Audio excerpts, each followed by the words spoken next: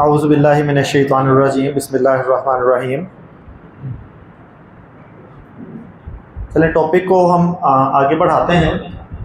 ہم نے مضارع کا اعراب ڈسکس کر رہے تھے کہ مضارع اسم کی طرح مرفوع بھی ہوتا ہے، منصوب بھی ہوتا ہے اور مجزوم ہوتا ہے مجرور کی جگہ۔ پہلے جتنی بھی ہم نے گردان پڑھی تھی مضارع کی وہ مرفوع تھی۔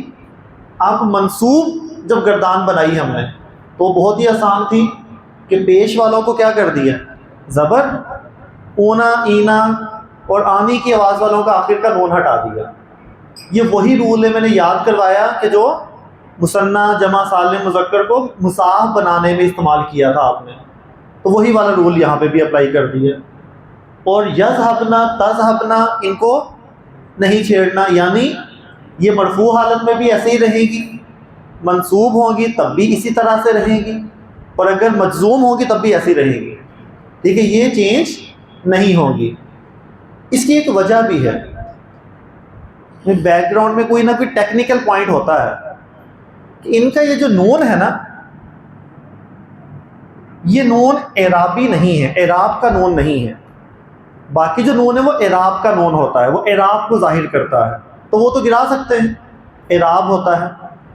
یہ جو نون ہے نا، یہ نون اس کی مؤنث کو ظاہر کرتا ہے، اس کو کہتے ہیں نون نسوہ۔ یہ نون نسوہ ہے۔ نون نسوہ یعنی عورتوں والا نون، تو عورتوں کی آئیڈینٹی والا کہہ لیں، ٹھیک ہے، مؤنث بنانے والا نسوہ ہوتا ہے نا، ٹھیک ہے، نسوہ جو کہا جاتا ہے کہ عورتوں کے حقوق، ٹھیک ہے، حقوق نسوہ کہتے ہیں نا، حقوق نسوہ، وہ نسوہ یہی والا، یہ عورتوں کی پہچان والا نون ہے۔ اگر ہم اس کو ہٹا دیا تو پھر عورت کی جو پہچان ہے وہ ختم ہو جانی، اسی لیے ہم اس کو نہیں چھیڑ رہے۔ ٹھیک، سمجھ رہی باتیں نہیں؟ تو اس نون کا ایک نام ہے اور وہ ہے نون نسوہ۔ باقی تھے نون اعرابی، اعراب کا نون تھے، وہ گرا سکتے ہیں، وہ چینج کر سکتے ہیں ہم، ٹھیک ہے۔ اب یہ تو ہو گیا، ہم نے ان کو بنا دیا منصوب۔ لیکن منصوب کیوں بنے گا وہ مضارع؟ ابھی تک تو ہم پڑھ رہے تھے مرفوع مضارع ہی استعمال ہو رہا تھا، تو یہ منصوب مضارع پہ کب استعمال ہوں گے؟ جب مضارع سے پہلے کچھ خاص حروف لگتے ہیں تو وہ مضارع کو منصوب یا مجزوم کر دیتے ہیں۔ جس طرح اسم تھا مرفوع ہوتا ہے، تو اسم مجرور کب ہوتا ہے؟ جب اس سے پہلے حرف جر لگ جائے یا مضاف لگ جائے، ٹھیک ہے، تو وہ مجرور ہو جاتا ہے۔ اسی طرح مضارع کو منصوب کرنے والے کچھ حروف ہوں گے، انہیں کہتے ہیں حروف ناصبہ۔ حروف ناصبہ، وہ نام سے آپ کو سمجھ آ گئی ہوگی۔ حروف ناصبہ یعنی ایسے حروف جو مضارع کو منصوب کر دیتے ہیں، مضارع کو منصوب کر دیتے ہیں، وہ حروف ناصبہ ہو جائیں گے، ٹھیک ہے۔ اب وہ کون کون سے ہیں؟ اس میں نمبر 1 لن، نمبر 2 حتی، نمبر 3 ان، نمبر 4 کئی، اور نمبر 5 لام کئی۔ ٹھیک ہے، ایک اور لام آ جائے گا اس میں، کئی، تو کئی اور لام کئی۔ یہ کچھ حروف ہیں، اگر یہ مضارع سے پہلے آ جائیں، مضارع سے پہلے آ جائیں، یعنی کہ جب بھی یہ حروف آئیں گے نا تو اس کے آگے کیا ہوگا؟ مضارع ہوگا، اور وہ کس حالت میں ہوگا؟ منصوب حالت میں ہوگا، مرفوع نہیں ہوگا، ٹھیک ہے، وہ منصوب ہی ہوگا۔ مثلا ہم پہلے والے کو پہلے دیکھ لیتے ہیں۔ قرآن پاک کا جو چوتھا سپارہ شروع ہوتا ہے جہاں سے، اس کی جو آیت ہے وہ کون سی ہے؟ لن تنالوا البر حتی تنفقو مما تحبون، کہ تم ہرگز اس خاص نیکی تک نہیں پہنچ سکتے. اور وہ خاص نیکی میں نے اس لیے کہا بیکاز معرفہ استعمال ہوا ہے. لن تنالوا البر حتی، وہ حتی بھی اسی میں آ جائے گی اسی آیت میں، حتی تنفقو مما تحبون، کہ جب تک تم اس میں سے خرچ نہ کرو جو تم محبوب رکھتے ہو، جو تمہیں زیادہ عزیز ہے. جب تک اس میں سے خرچ نہیں کرو گے تب تک تم نیکی کے اصل درجے تک نہیں پہنچ سکتے. تو اس میں کہاں سے شروع ہو رہا ہے؟ لن تنالوا البر. اب یہ جو لن تنالوا البر ہے، لن یہ استعمال ہوتا ہے نمبر 1 مضارع کے ساتھ استعمال ہوگا، اور مضارع کو کیا کرے گا؟ یہ منصوب کرے گا، پہلی بات. سیکنڈ اس کی کوالٹی یہ ہے کہ یہ مضارع میں زوردار نفی پیدا کرتا ہے. یہ مضارع میں زوردار نفی پیدا کرتا ہے. ٹھیک ہے، ایک تو زوردار نفی، سمپل نفی نہیں. جیسے میں نے کہا یذهب، وہ جاتا ہے، وہ جا رہا ہے. ما یذهب، وہ نہیں جاتا. لا یذهب، وہ نہیں جاتا، وہ نہیں جائے گا. لیکن جب ہم لن یذهب کہیں گے تو اس کا مطلب کیا ہوگا؟ وہ ہرگز نہیں جائے گا، وہ جاتا ہی نہیں ہے. ٹھیک ہے، اس طرح کا کوئی جو وہ اسلوب اختیار کریں گے تو زوردار نفی کہہ لیں، ہرگز کا مفہوم کہہ لیں، تو ہرگز نہیں کی طرح جو وہ ہم بات کریں گے. تو زوردار نفی، ہرگز نہیں، اس طرح کا اسلوب جو ہے وہ پیدا ہوگا. تو مثال دے دیتے ہیں، جیسے ابھی نے بات کی کہ یذهب یعنی کہ وہ جاتا ہے یا وہ جائے گا. اگر شروع میں لگا دوں لن یز، اب شروع میں حروف ناصبہ، حرف ناصبہ لگا ہے تو تبدیلی کیا آئے گی مضارع میں؟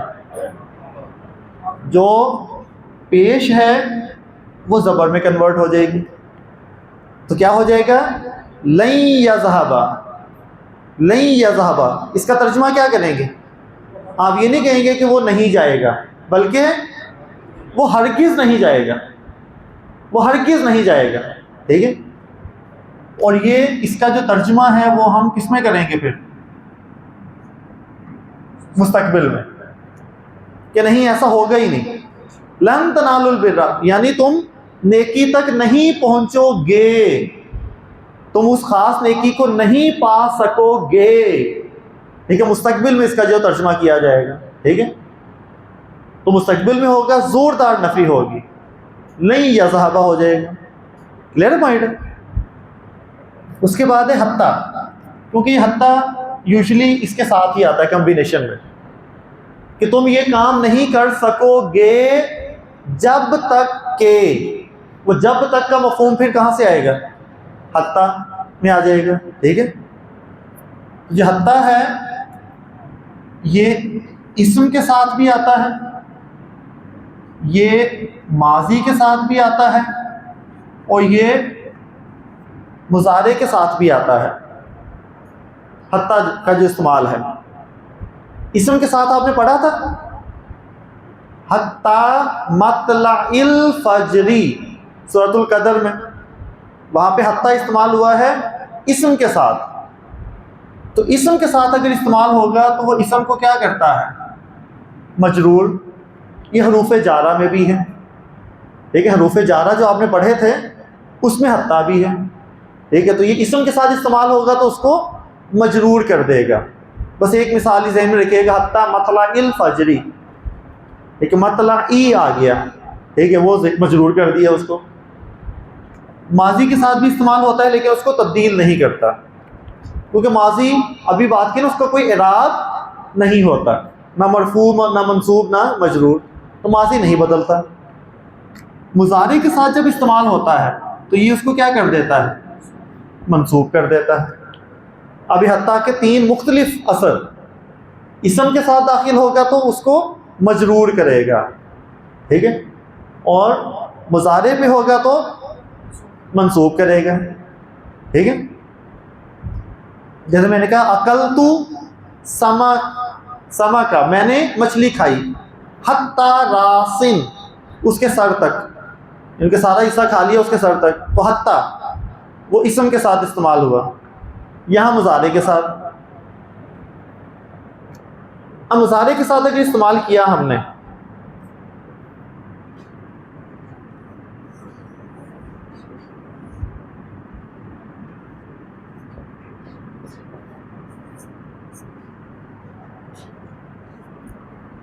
ایک لفظ تنفقون،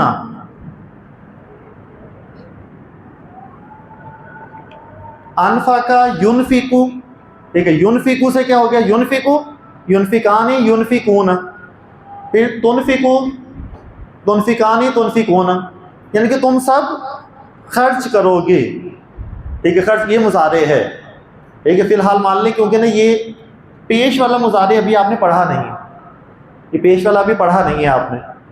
تو مضارع ہے تنفقون، تو تنفقون کو اگر ہم منصوب بنائیں گے تو کیا بنے گا، تنفقو. منصوب بنا ہے تو کسی وجہ سے بنے گا، کس وجہ سے بنا، پیچھے لگا ہوا ہے حتی، تو لن تنالوا البر حتی تنفقو. اب تنفقونا نہیں ہے، آخر کا نون ہٹا ہوا ہے، تو حتی تنفقو، جب تک کہ تم خرچ کرو، کیا، مما تحبون، جو کہ تم اس میں سے جو تم محبت کرتے ہو، جس کو تم پسند کرتے ہو. تو یہ لن اور حتی کمبینیشن میں یوزلی آتے ہیں. جیسے میں کہوں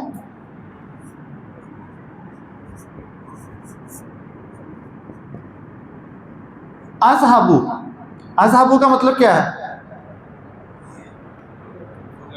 میں، اذهبو میں جاؤں گا، ٹھیک ہے، یہ میں جاتا ہوں. میں نے کہا لن اذهب، میں ہرگز نہیں جاؤں گا، ٹھیک ہے، میں ہرگز، میں بالکل نہیں جاؤں گا. کب تک نہیں جاؤں گا، حتی یذهب، میں تب تک میں ہرگز نہیں جاؤں گا جب تک کہ وہ چلا جائے. ٹھیک ہے، ترجمہ جب کریں گے تو لن اذهب، میں ہرگز نہیں جاؤں گا، حتی یہاں تک کہ وہ چلا جائے، یعنی کہ جب تک وہ نہیں جائے گا میں نہیں جاؤں گا.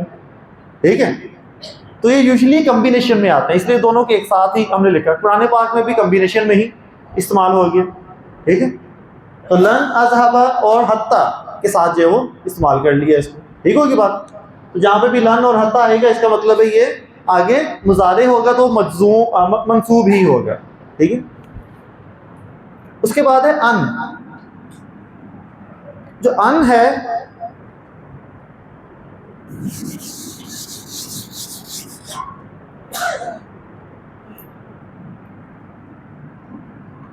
ان کو ایک نام دیا جاتا ہے اور وہ ہے ان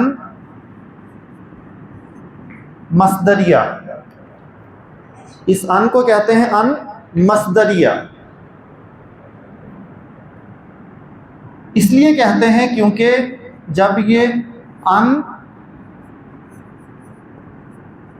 مضارع کے ساتھ مل کر استعمال ہوتا ہے تو وہ مصدر کے معنی دیتا ہے. مصدر کسے کہتے ہیں، مصدر پڑھا ہوگا آپ نے.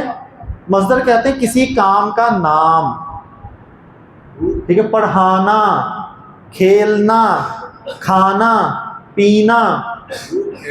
نہیں، روٹ نہیں، کام کا نام. اس کو انگلش میں کہتے ہیں انفینیٹیوز یا جیرنڈ کہا جاتا ہے. جیرنڈ کہہ لیں یا انفینیٹیو کہہ لیں. تو مصدر کسی کام کا نام. ٹھیک ہے، جیسے مارنا، جو مارنا ہے کیا یہ فعل ہے؟ پہلے تو یہ بتائیں، مصدر پہلے کلیئر ہونا بہت ضروری ہے، اگر نہیں پتا تو میں نے مارنا، بتائیے مارنا فعل ہے یا نہیں ہے؟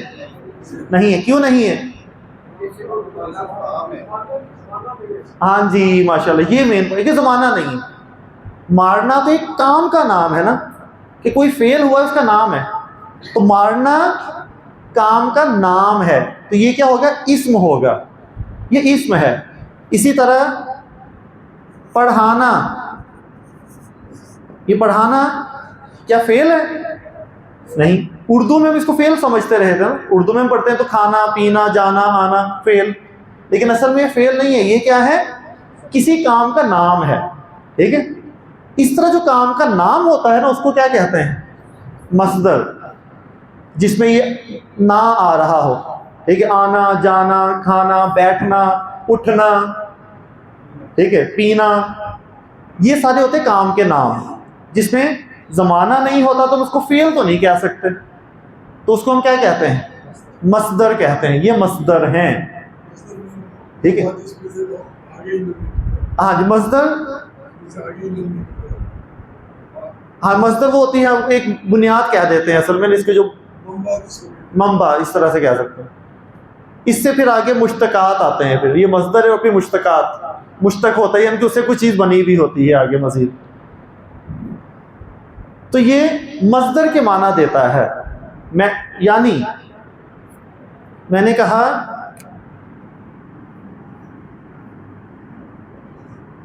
تنصرو، تنصرو کا مطلب کیا ہے؟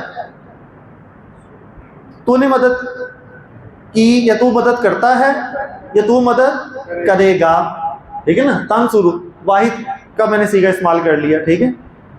تو نے مدد، تو مدد کرتا ہے یا تو مدد کرے گا، ٹھیک ہے؟ حال اور مستقبل دونوں میں نے اس کے ساتھ لگا دیا ان تنصرا، ان تنصرا، تو اس کا ترجمہ پتہ کیا بنے گا؟ تیرا مدد کرنا، تیرا مدد کرنا۔ اب مدد کرنا کیا بن گیا؟ مصدر بن گیا۔ ابھی فعل جو زمانہ ہے نا، زمانے سے آزاد ایک جملہ بن گیا ہمارے پاس، ٹھیک ہے؟ اب میں کہوں گا ان تنصرا، تیرا مدد کرنا، آگے کوئی بات چلے گی میری، ٹھیک ہے؟ تو یہ ان لگانے کے بعد جو جملہ ہوگا، جو فعل ہوگا، وہ مصدر کے معنی دے رہا ہوتا ہے، ٹھیک ہے؟ میں نے کہا یذہبو، یعنی وہ جاتا ہے، وہ جائے گا، یہ جا رہا ہے، ٹھیک ہے؟ میں نے شروع میں لگا دیا ان یذہبا، ٹھیک ہے؟ این یذہبا کہہ دیا، تو اس کا ترجمہ کیا بنے گا؟ اس کا جانا، اس کا جانا، سمجھے نا بات؟ اب ان لگانے سے وہ جو پہلے ہم نے کہا تھا کہ وہ جاتا ہے، وہ جائے گا، اب اس کا ترجمہ کیا بن گیا؟ اس مصدر کے سٹائل میں، مصدر کے سٹائل میں ترجمہ کر دیا، ٹھیک ہے؟ کہ اس کا جانا، ٹھیک ہے؟ یا تو اس طرح کرتے ہیں، یا پھر اس کا ترجمہ کیا جاتا ہے کے ساتھ، اس کا ترجمہ کے ساتھ بھی کر دیا جاتا ہے، ٹھیک ہے؟ کہ وہ جائے، کہ وہ جائے، یا دوسرے الفاظ میں اس کا جانا، ایک ہی بات ہے۔ وہ ڈیپینڈ کرتا ہے اردو جب ٹرانسلیشن کرتے ہیں تو کون سا جملہ بیسٹ فٹ ہو رہا ہے اردو زبان کے حساب سے، تو کے حساب سے بھی کیا جا سکتا ہے کہ وہ جائے، یا پھر اس کا جانا، ٹھیک ہے؟ وہ جملے کے اعتبار سے ترجمہ کر دیا جاتا ہے، لیکن یہ فہم کون سا دیتا ہے؟ مصدر کا، اس لیے اس کو کیا دیتے ہیں؟ ان مصدریہ۔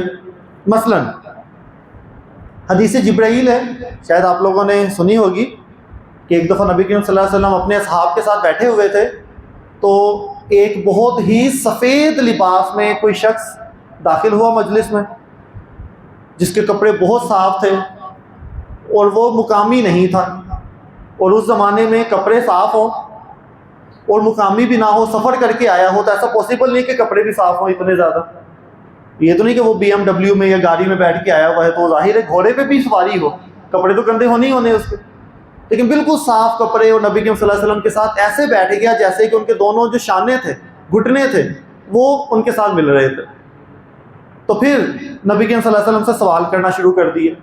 ان میں سے ایک سوال جس وہاں ڈسکس کر لیتے ہیں، تو اس شخص نے پوچھا اخبرنی عن الاحسان، پہلے اسلام کے بارے میں پوچھا، ایمان کے بارے میں پوچھا، احسان کے بارے میں پوچھا نبی کریم صلی اللہ علیہ وسلم سے کہ مجھے احسان کے بارے میں بتائیں۔ تو نبی کریم صلی اللہ علیہ وسلم نے کہا الاحسان، الاحسان، اب احسان کیا ہے؟ ان